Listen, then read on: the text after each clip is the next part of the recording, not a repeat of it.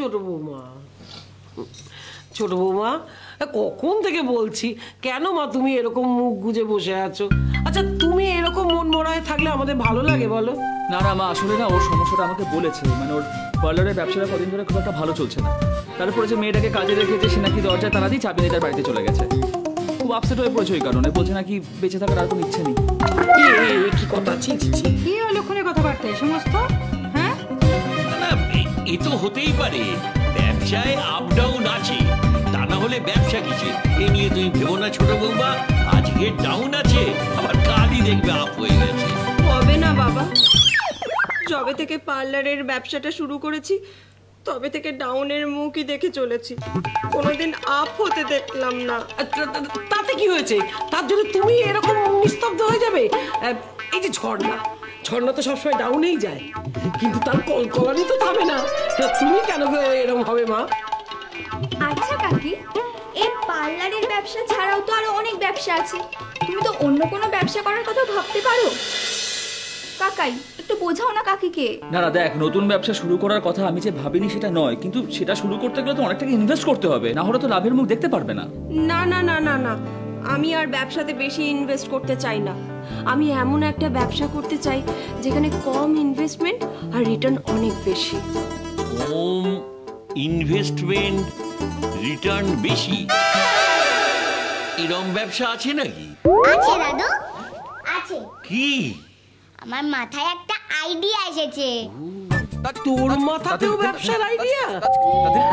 বলে ফেল, আমরা সব কান খাড়া করে আছি।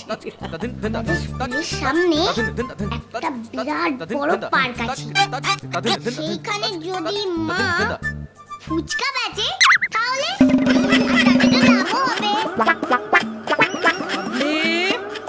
মাকে নিয়ে ঠাট্টা হচ্ছে? হ্যাঁ দেবো একটা গাঁটটা দেবো।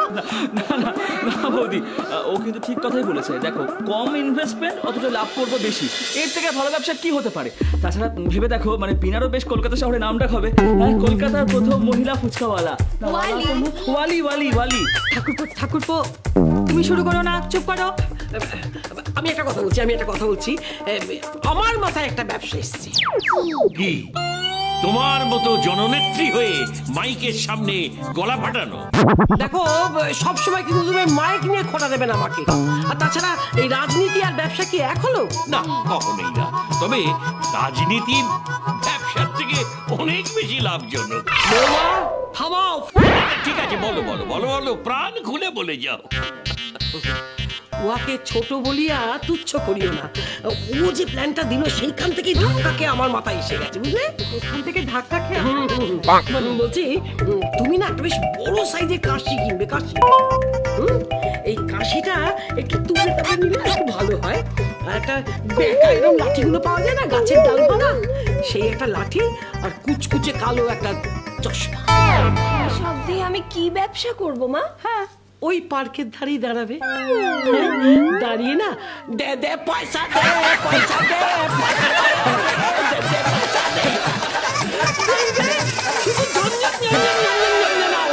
মানে আমার তো আবার ভয় লাগছে কালা না হয়ে যায়। তারপরে রাত্রিবেলা কুলি ডেকে ওই পয়সা মাথায় নিয়ে বাড়ি ঢুকবে। ঠিক আছে ঠিক আছে, আমাকে নিয়ে সবাই মজা করছো তোমরা, তাই না? দেখবে একদিন আমি কম ইনভেস্টমেন্টে ব্যবসা করিয়ে দেখিয়ে দেবো। দিলেন তো চটিয়ে মেয়েটাকে।